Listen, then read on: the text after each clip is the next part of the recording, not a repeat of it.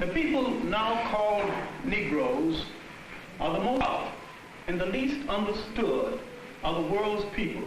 This term, Negro, demoralizes us and is it detrimental. I feel that it doesn't give us any association past the slave ship. I think that the first task of people of African descent, whether in the United States or in Africa or elsewhere, is to get rid of this slave named Negro. This curious word Negro was seldom or never used in Africa itself. And this word has no meaning, or no worthwhile meaning at all, in Africa. I would doubt myself if it has any useful meaning anywhere else. What is a Negro? A simple question, but the answer is not so simple.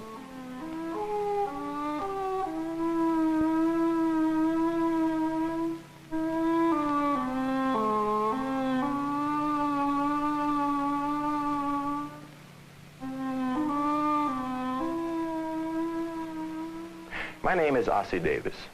I'm an actor and a writer, and the narrator of our series of programs on the history of the Negro people. I'm also a Negro. What is a Negro? In Africa, the word Negro has no meaning.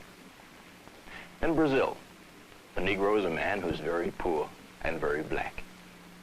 And in the United States, a man who has any quantity of Negro blood, or whatever that is considered a Negro. Are Negroes a race, a people, or a condition? Our programs will be asking this question in many ways and in many different settings.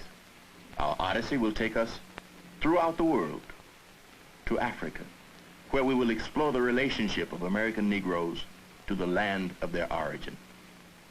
To Brazil, where we will ask, is Brazil a racial paradise? And throughout the United States. Our aim in this series is both a modest and an ambitious one. We will be asking many questions and perhaps answer only a few. For there is a vast ignorance of Negro history among whites and Negroes, and the job of filling this vacuum is massive. Do Negroes have a heritage and a tradition like the Greeks, the French, the Anglo-Saxons? Or are we something less, as others have portrayed us? Everywhere we have looked, we have seen Negroes as savage and barbaric, humble and self-sacrificing, scared and childish and inferior. And I remember as a kid coming from some of the pictures, and we spent the whole time from the motion picture house to home satirizing the Negro performances we saw in the film. Well, it was also an admission that somehow or other this was, to some degree, what we were. Now, these important and very, very impressionistic things that we got from these films did, to some degree, govern our behavior. When a Negro child goes into a movie, for instance, and sees himself or sees another Negro in an unfavorable light, he feels, to some degree, threatened. He feels uncomfortable, and a great deal of his laughing at that situation will be the kind of laughter that protects him. It's a nervous attack against him, his self, the way he looks at himself, the esteem with which he holds himself, and how he will rate with his fellows in the streets. You know, it's seeing something happen to you that you can't control, which leaves a scar, which leaves you feeling inadequate. You know, you don't feel loved. You're ashamed to look at yourself, ashamed to go home, ashamed to talk to the boys next door, ashamed even to ask these questions of your parents, although sometimes you do. It's a horrible situation, and sometimes we never get over that.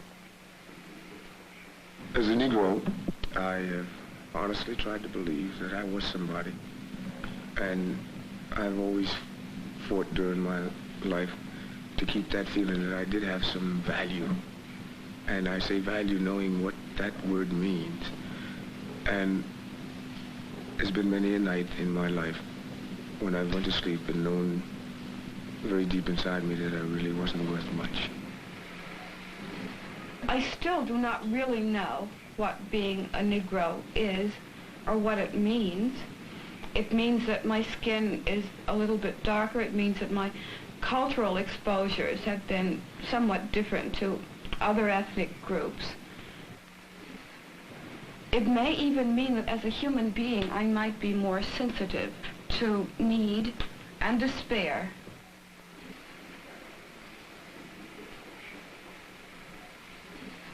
Oh, yes, you know, that wish I was white kind of thing, when you begin to sort of get the feeling of difference, like maybe you're dirty, something's wrong. But there was that feeling, you know, so early you can't even remember where it started. I'm not over it yet.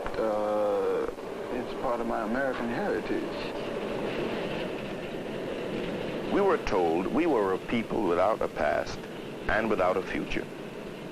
And Negro boys and girls learned before very long that they were something special. You know, at an early age, as soon as you start school, you begin to catch on to the whole racial thing. But once you get into school, you begin to know it and know there's a difference and that the difference is against you. There's no real reference to me as a Negro or to my father or any of the other Negroes who have contributed so much to the growth of the United States. And I really can't understand it. I'll never forget the picture in the geography book of a couple of very ragged Africans, you know. Weeks before we got to the lesson, we were steeling ourselves for it. Some Negro child would find the picture first in the book before we got to the lesson and alert everyone. Look on page 22, you see what's there. And then we dreaded reaching that lesson because it was always something about the savages not knowing anything. And we had to sit there and hear this, and instinctively the white children would turn and look at the Negro children, you know, while this lesson was going on. And so Africa became our shame and our torment. We were told that our past was barbarism and the white man our redeemer. Slavery was a sin, but salvation. Few of us had anything to look forward to. We were afraid to look back. In 1958, Lorraine Hansberry wrote a play, A Raisin in the Sun, that showed the conflicts created for American Negroes by their African past.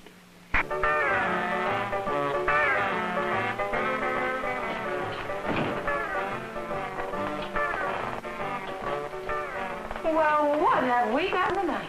You are now looking at what a well-dressed Nigerian woman would wear. Isn't that beautiful?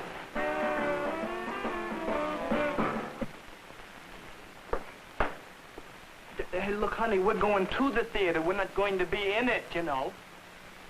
George, I don't like that. Do you expect this boy to go out with you looking like that? Well, now, that's up to George, if he's ashamed of his heritage. Oh, dear. Oh, dear. Here we go again. A lecture on our African past, on our great West African heritage. In 1 second, you know, we're going to hear all about the great Ashanti empires, the Songhay civilizations, the sculpture of Benin, some poems in the Bantu, and then the whole monologue is going to end up with the word heritage. Let's face it, baby, your heritage ain't nothing but a bunch of raggedy spirituals in some grass huts. Grass huts?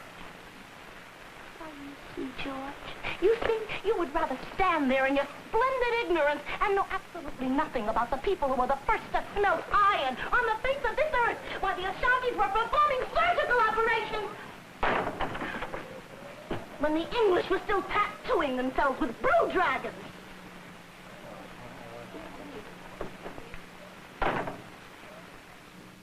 At the Heritage Program of How You Act, a federally sponsored effort to develop better opportunities for Harlem's Negro youth, a new version of African history is being taught.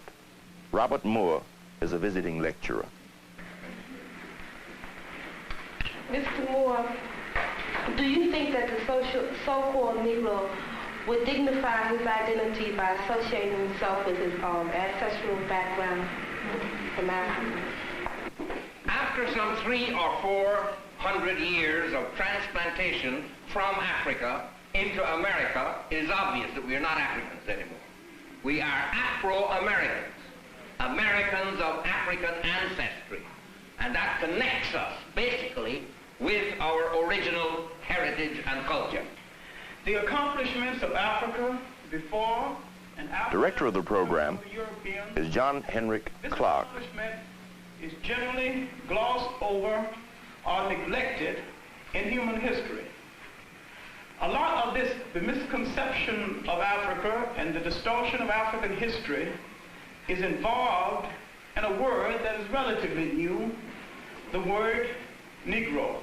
A kind of nickname that grew out of European laziness, the inability or the lack of a desire to give Africans their proper identity.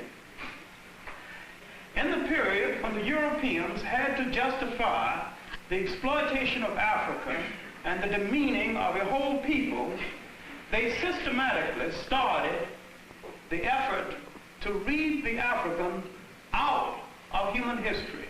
A great deal of our ignorance of African history sits upon the old conservative racial discrimination and prejudice which we have had in Europe. Basil Davidson is a British writer and historian on Africa. United States.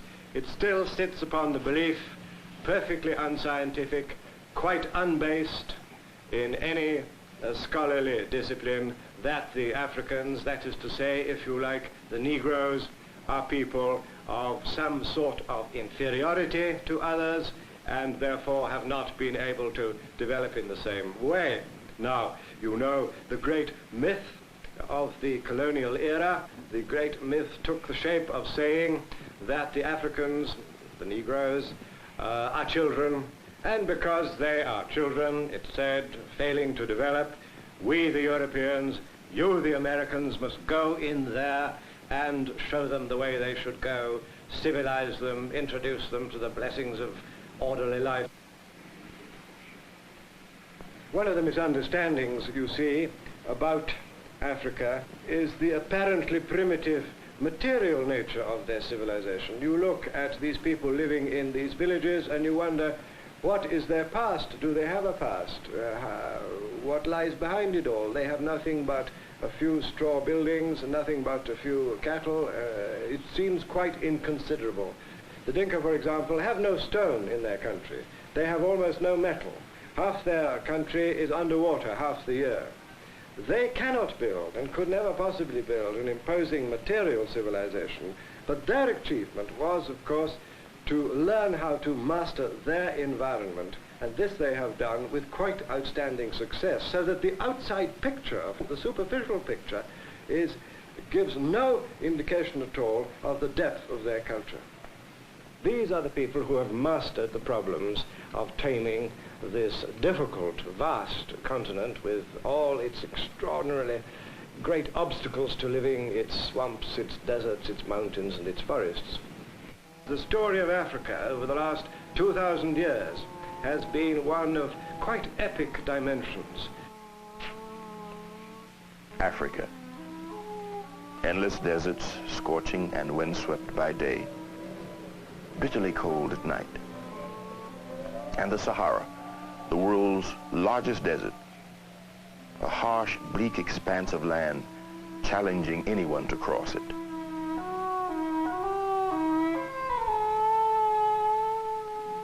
Snow-capped mountains near the equator, gigantic waterfalls.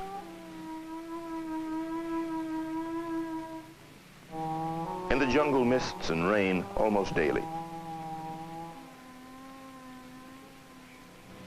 These were some of the barriers to penetration. To the outside world, it was the dark continent, a land of mystery, where stories were spread of giants and dwarfs, of people whose heads grew under their arms, of monstrous animals.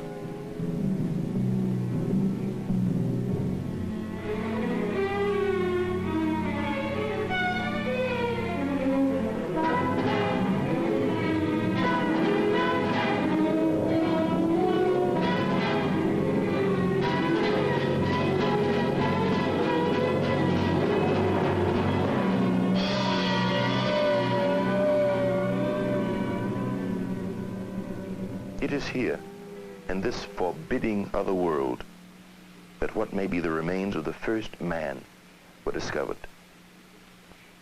In 1959, in Tanganyika, a scientific expedition had been digging for weeks in the sun-baked earth, looking for traces of the earliest man. Then, in July, Dr. Louis Leakey and his team found what he called Zinjanthropus, nicknamed the Nutcracker Man because of the strength of his jaws. He was about 600,000 years old, and maybe the creature that makes Africa the real cradle of mankind.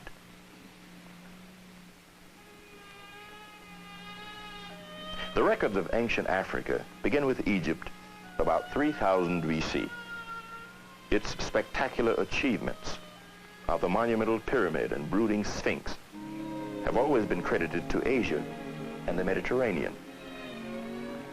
But there is growing evidence that Egypt owes more than originally thought to the land to the south, Kush, the land of the Negroes. About 700 BC, Kushite kings conquer Egypt and become the 25th dynasty. Little is known today about the land of Kush, but in the ancient world, it was highly respected. In 1791, the French philosopher Count de Valny wrote of the Kushites, a people now forgotten, discovered while others were yet barbarians, the elements of arts and the sciences. Then, in about 325 AD, Kush is attacked and destroyed and disappears from our view. For the rest of Africa, there is little we can say for certain. Except for the Kushites, Africans had no writing. They kept in their memories the history of their people. Stories narrated down from generation to generation. This oral tradition must tell us much of the history that will fill the gaps in our knowledge. In the Western Sudan, Negro kingdoms arise in the medieval periods of walled and fortified cities, markets, and fairs.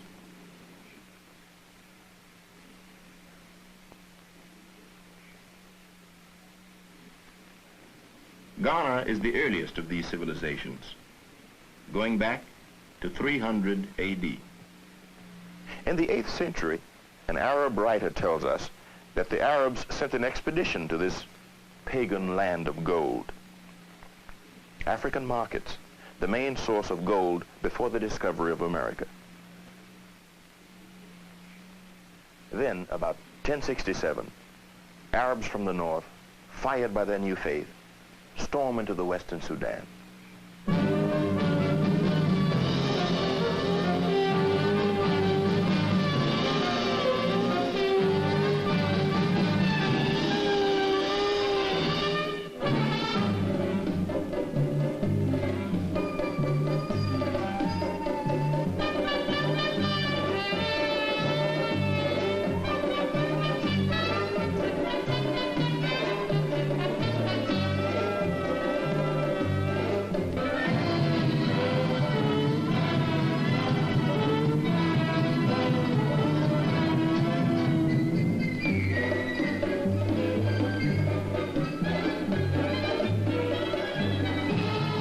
After years of fighting, the Arabs conquer Ghana and settle there. From this time on, trans-Saharan caravan trade flourishes. And with the trade comes Islam. Islam spreads through West Africa. When Europe was going through a so-called Dark Ages, Muslim culture is the main advancement of human knowledge.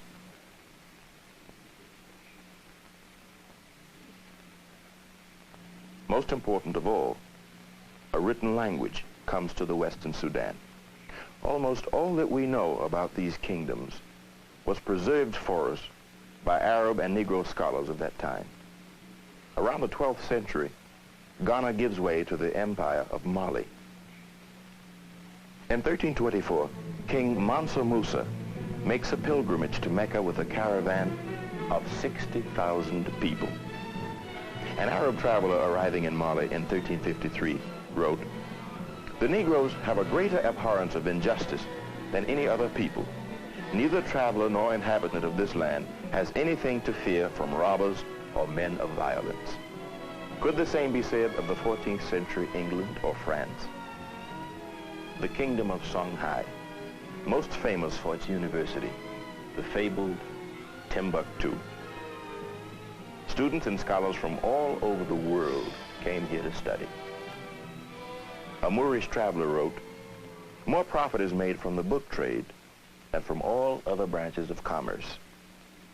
If we ask ourselves a little more nearly, what have been the cultural contributions of African peoples to the rest of the world, then of course we are faced immediately with the remarkably original and outstanding quality of their plastic arts. The most important art in Africa has of course been dancing. And dancing has passed into the folklore of the whole of the rest of the world from its African origins. If you go to places like Brazil or the West Indies or the southern United States, you will find African dances still being danced there, though of course in different circumstances and therefore in somewhat different ways. But the whole concept of rhythm as being an expression of the personality and not simply a wiggling of the body. And a wiggling of the body is all that most Europeans can achieve. But an expression of the personality, this comes from the African concept of dancing. More obvious is the tradition of plastic art. A large number of African peoples have developed forms of sculpture in wood, or in stone, or in ivory, or in brass, or bronze, or iron, or gold, which are of great effectiveness and great originality. And this too, of course, is passed into the general Western tradition of pictorial art and to some extent of plastic art as well. The remarkable art of Benin and Ife. The bronzes of Benin were said to be worthy of Cellini. Europe was amazed at the discovery that Africans could perform such an impressive creation of bronze casting. African sculpture burst upon the European art world. It became a major influence in the modern movement. Picasso, Braque, Modigliani, Léger, Derain found in African sculpture a freedom and a vitality they had been searching for. Here was no slavish imitation of nature, something the camera could do better, but a new and fresh way of looking at the world behind the appearance. We have only skimmed the surface of the history of African civilizations, and there are wide gaps in our knowledge. Among the riddles of ancient Africa are, where did the Negro come from? What happened to the Cushites after their defeat? Where did the sculptors of Benin learn their remarkable skills?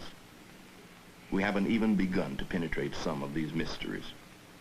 Yet, growing knowledge and interest in Africa is rediscovering a world we never knew. And many Negroes are examining for the first time the values that were lost. My name is Eula Mazik, and I'm addressing my question to Mr. Clark. I want to know what happened to the so-called Negro culture in America. The most tragic destruction of African culture was the destruction of the African culture brought to these shores, brought to America's shores. Now, the first thing they did was to forbid the drum, forbid all African ceremonies, forbid African ornaments, literally to destroy a people in such a manner that they had to be remade in an American image. This was not exactly true in the West Indies. It was slavery, make no mistake about it. But because it was on an island, many of the Africans could communicate with each other and maintain some of the African culture, while in the United States it was impossible, because as they arrived, mother, brother, sister were split up and they went in opposite directions. Then they were resold. They might have been resold within a matter of days after they were sold the last time. So it was difficult for relatives to keep track of each other. And it was difficult for a continuity to be maintained in African culture.